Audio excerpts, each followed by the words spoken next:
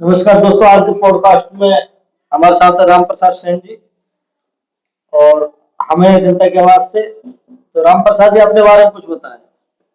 बहुत बहुत धन्यवाद साहब। जनता की आवाज चैनल को बहुत बहुत आभार, बहुत बहुत धन्यवाद साहब। मैं राम प्रसाद सैन, ग्राम पंचायत बादसू से अब की बार सरपंच के चुनाव की तैयारी कर रहा हूँ। तो राम प्रसाद जी, आपको अनुभव है नहीं चुनाव का? पहली बार चुनाव लड़ रहे हो सरपंच पद पे? पहली बार चुनाव लड़ रहा हूँ साहब। तो जैसे जनता जनार्दन बासु आपको चुनती है जी, सरपंच पद के लिए, तो आपका पहला कार्य क्या रहेगा बासु के लिए? बादसू ग्राम पंचायत के लिए मैं तीनों जो गांव है हमारे ग्राम पंचायत में, तीनों गांवों को साथ लेकर के चलूंगा। तीनों गांवों में आपस में कोई दुर्व्यवहार नहीं करूंगा और मेरी उम्मीद है और जनता परमेश्वरी से भी मेरा निवेदन है कि मुझे एक बार सेवा का मौका दिया जाए, जिससे मैं विकास के नए आयाम स्थापित कर सकूं। तो राम प्रसाद जी, मेरा एक और सवाल है आपसे जी, कि आप राजनीति में जो जनता की सेवा करना चाहते हो, तो ऐसा तो नहीं है कि आप अपनी पहचान के लिए राजनीति में आना चाहते हो? नहीं, मैं पहचान के लिए राजनीति में नहीं आना चाहता हूँ। राजनीति का मैं जनता की सेवा के लिए राजनीति में आना चाहता हूँ। मैं बीजेपी का कार्यकर्ता भी रहा हूँ और मुझे कार्यकर्ता के रूप में 15 वर्ष का अनुभव है और मैंने अब भी हमारे जो झाड़ू ग्राम पंचायत है इसमें सरपंच साहब के साथ रह करके मैंने हमारे ग्राम पंचायत में अधिक से अधिक काम करवाने के प्रयास किए हैं। लोग बागों की जो भी समस्या थी उनको मैंने सोल्व करने का प्रयास किया है। अच्छा, तो मेरा एक और सवाल है राम प्रसाद जी कि आप पहले भी बीजेपी के वो युवा मोर्चा के मंडल अध्यक्ष रह चुके हो, तो आपने अपने काम के लिए क्या किया है कि जनता को मतलब भरोसा हो आप पे कि आपको वो आगे जो अब चुनाव होने वाले हैं आपको सरपंच चुने?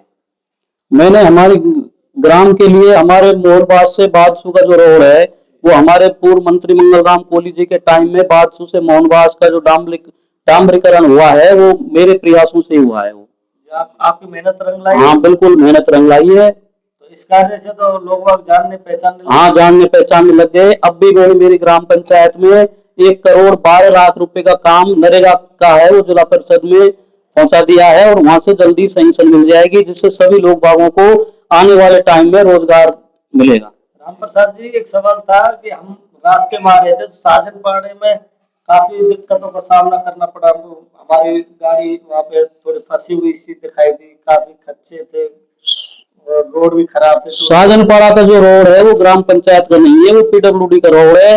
उस रोड के बारे में हमारे एमएलए साहब से बातचीत चल रही है। एमएलए साहब ने आश्वासन दिया है पीडब्ल्यूडी के द्वारा उस रोड को हम जल्दी ही बनवाएंगे। जो आपके संबंध है एमएलए साहब से, वो कैसे संबंध है कि अगर आपको इनकेस एमएलए साहब काम के लिए फंड नहीं देते हैं तो फिर आप कहाँ से कैसे व्यवस्था करोगे? अगर फर्स्ट नंबर पे तो एमएलए साहब ने आश्वासन दे रखा है। एमएलए साहब पीडब्ल्यूडी के द्वारा उस रोड को बनवाएंगे। एक एमएलए को 1 साल में 15 किलोमीटर रोड मिलता है और उस रोड में उन्होंने हमारी ग्राम पंचायत के लिए भी रोड है वो सैंक्शन करवाने का प्रयास कर रहे हैं और आश्वासन दे रखा है कि हम उस रोड को बहुत जल्दी ही बनवा देंगे। अच्छा, मेरा एक और सवाल है, मुझे पहले पूछना चाहिए था वो कि जब सरपंच के आप प्रत्याशी हो चुन लेते हैं तो जो सरपंच के कार्य रहते हैं जी, वो क्या क्या है, कर्तव्य क्या है सरपंच के? सरपंच के जो कार्य होते हैं वो ग्राम पंचायत के विकास के होते हैं। जैसे सफाई का काम है ग्राम पंचायत में और प्रधानमंत्री आवास योजना है, टीम सेट योजना है, पानी की जो समस्या है ग्राम पंचायत में और सबसे ज्यादा हमारी जो समस्या है फ्लोराइड का पानी है हमारे यहाँ। और मंगल राम के टाइम पे हमने यहाँ आरओ भी लगवाए थे, लेकिन अब वो बंद पड़े हैं, खराब पड़े हैं आरओ। जो फ्लोराइड की समस्या की वजह से हमारे वो आरओ खराब हो गए। एक तो हमने दौलतपुरा में आरओ लगवाया जो नकटपुर में लग रहा है, एक हमारे झाड़ू में आरओ लग रहा है, एक रीवास में आरओ लग रहा है। ऐसा तो नहीं राम प्रसाद जी, एलआईसी के आप एजेंट हो, एलआईसी में कार्यभार देख रहे हो और बीजेपी के मंडल अध्यक्ष बनोकर से भी आप नवनियुक्त हो, तो ऐसा तो नहीं कि अब की बार सरपंच पद ले लिया जाए और 8 करोड़ रुपए पर आपकी कहीं निगाह हो? मेरी 8 करोड़ रुपए पर नजर नहीं है, मेरी जो नजर है वो विकास कार्य पर है। मैं 8 करोड़ पर ही सीमित नहीं रहूंगा।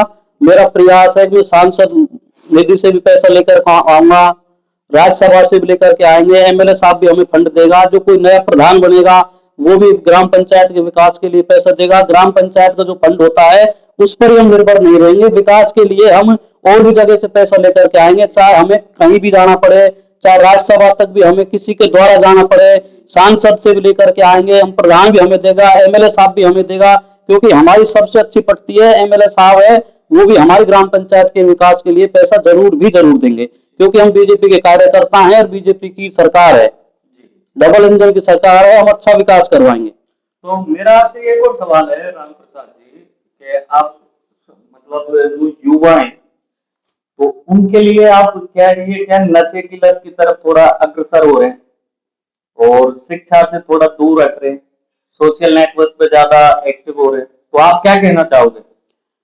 हमारी ग्राम पंचायत नहीं, आसपास की जितने भी ग्राम पंचायत है सब में ये प्रयास करेंगे, एक संगठन बना करके युवाओं का नशे की जो प्रवृत्ति चल रही है उसको बहुत कम किया जाए, और जो पढ़ाई की ओर अग्रसर करके प्रत्येक ग्राम पंचायत में आसपास सब लोग इकट्ठा होकर के एक एक लाइब्रेरी बनवाएंगे, जिससे सबका रुझान पढ़ाई की तरफ हो और कंपटीशन बहुत जल्दी फाइट कर सके। गरीब आदमी है, उनके बच्चे वो भी कंपटीशन में भाग ले सकें। सबके सहयोग से यदि पब्लिक चांस देती है तो लाइब्रेरी ग्राम पंचायत के द्वारा बनवाई जाएगी, अगर नहीं देती है तो सबके सहयोग से लाइब्रेरी बनवा करके सभी युवाओं को उससे जोड़ करके और कंपटीशन की तैयारी उसमें निःशुल्क की जाएगी।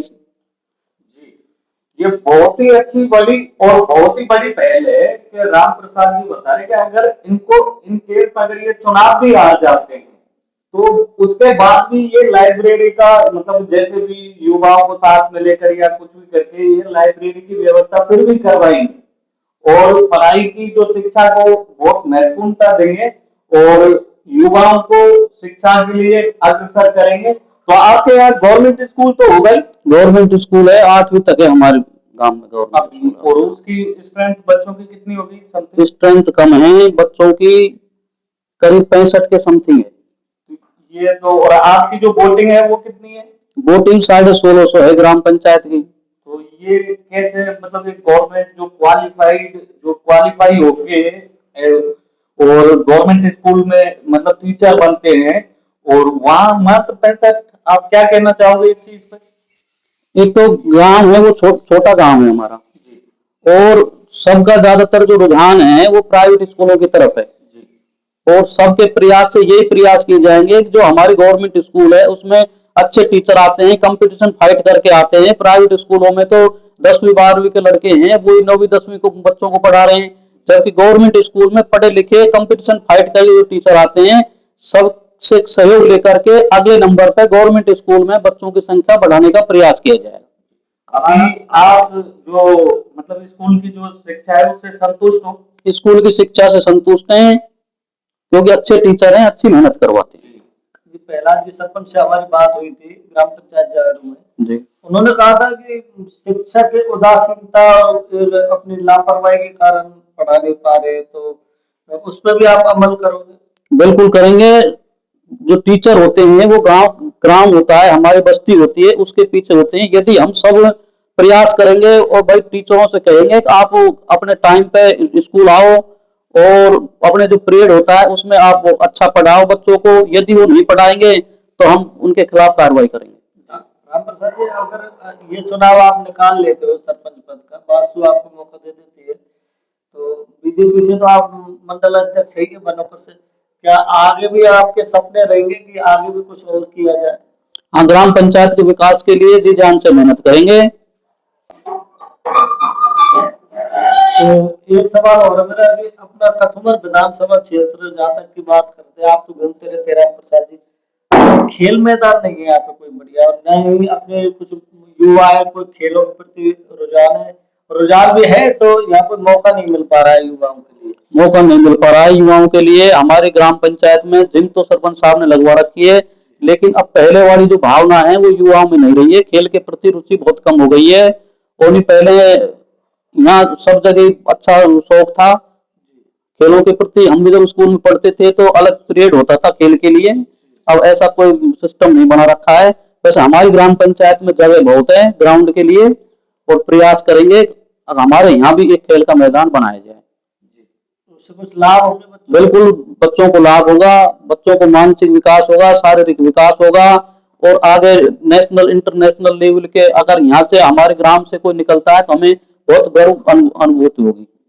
ऐसा नहीं राम प्रसाद जी, आप सरपंच पद के लिए चुने जाते हो और सरपंच पद आते ही गाड़ी घोड़े ले आते हो, स्कॉर्पियो ले आते हैं, थार ले आते हैं और अपने अपने लोगों को बैठा के उसमें घूमना चालू कर देते हो 5 साल के लिए। ऐसा तो नहीं रहेगा कहीं? नहीं, ऐसा नहीं रहेगा। मैं बहुत गरीब घर से बिलोंग करता हूँ। मैं कोई उद्योगपति का बेटा नहीं हूँ। मैं तो नाई समाज से एक बिल्कुल गरीब तबके से हूँ और जनता की सेवा के लिए राजनीति में आना चाहता हूँ। मेरा कोई उद्देश्य नहीं है, भाई कोई रोजगार का माध्यम नहीं बना रहा हूँ मैं इसको। रोजगार तो ठाकुर जी कृपा से मुझे, मेरे पास LIC का अच्छा काम है, चल रहा है। मैं तो मात्र जनता की सेवा के लिए आ रहा हूँ। और अब भी मैंने ग्राम पंचायत में कम से कम 70 आदमियों को प्रधानमंत्री आवास योजना में नए नाम ऑनलाइन करवा के जुड़वा दिए। 65-70 लोगों को टीन सेट आवंटित करवा दिए। उनको उनका पैसा भी उनके अकाउंटों में डल चुका है। और पीने के पानी है उसके भी हमने, हमारे बाजसू ग्राम की बता रहा हूँ, कम से कम 20 बोर हमने हमारे सरपंच साहब के सहयोग से यहाँ कटवाया है और उनको सबको पानी की व्यवस्था हो चुकी है।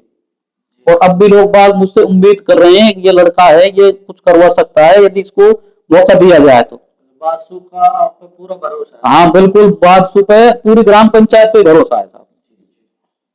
तो मेरा आपसे एक और सवाल है कि आप अभी जैसे ये विकास के, जैसे यहाँ रास्ता देखा था हमने, तो उसमें कीचड़ हो रहा है, तो आपके जो पुराने सरपंच साहब हैं जो अभी वर्तमान में हैं, तो उनके द्वारा उनको तो कब खत्म करवाया जाए? जो गांव में जो कीचड़ हो रही है, अब तो मौसम खराब है इसलिए हुई है। उसके बाद भी हम सरपंच साहब से निवेदन करके और जो साफ सफाई की व्यवस्था में जो थोड़ी बहुत कमी रह रही है उसको करवाएंगे। और सरपंच साहब हमारे विकास पुरुष हैं, अच्छा काम करवाते हैं। और सरपंच साहब के सहयोग से, क्योंकि अभी हमारे सरपंच अभी तो झाड़ू सरपंच ही हैं, वही हमारे यहाँ विकास के कार्य करवा रहे हैं। उनका कार्यकाल बहुत अच्छा रहा है और 2 बार वो सरपंच रहे हैं, उनका बहुत ही अच्छा काम रहा है। और मुझे विश्वास है कि इस बार भी जनता उनका मौका देगी, क्योंकि वो विकास पुरुष के नाम से हमारे यहाँ जाने जाते हैं। तो मेरा एक और सवाल है आपसे, जो ये भ्रष्टाचारी होती है कि जैसे सड़क कहीं इस पे सड़क बन रही है उसमें परसेंटेज वगैरह जैसे लेते हैं ठेकेदार वगैरह या जो भी है, और ये अपने जैसे मकान, आपने कोई मकान दिलवाया, आपने मतलब 10,000 रुपए या किसी अधिकारी ने 10,000 रुपए की डिमांड की, तो वो ऑलरेडी पहले से ही गरीब है, तो फिर वो रिश्वत कहाँ से देगा? तो आप भ्रष्टाचार को रोकने के लिए क्या मतलब, क्या मतलब ऐसी कोई टीम गठन करोगे या कैसे काम करोगे भ्रष्टाचार पर? यदि मुझे जनता ने मौका दे दिया तो टीम गठन करने की आवश्यकता ही नहीं रहेगी, क्योंकि एक सरपंच है वो अपने आप में एक पावरफुल होता है। वो अपनी ग्राम पंचायत में बिल्कुल भी भ्रष्टाचार, यदि वो चाहे तो बिल्कुल भी नहीं होगा भ्रष्टाचार।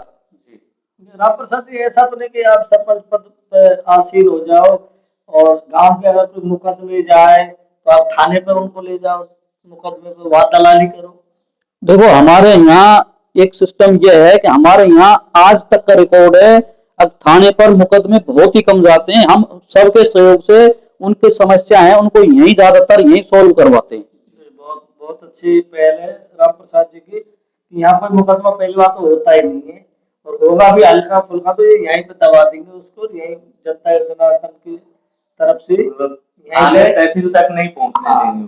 तो क्या राम प्रसाद जैसे युवा व्यक्ति जो कार्यकर्ता है बीजेपी के, ऐसे व्यक्ति को आगे आना चाहिए, जनता जनार्दन को भरोसा होना चाहिए ऐसे व्यक्ति पे?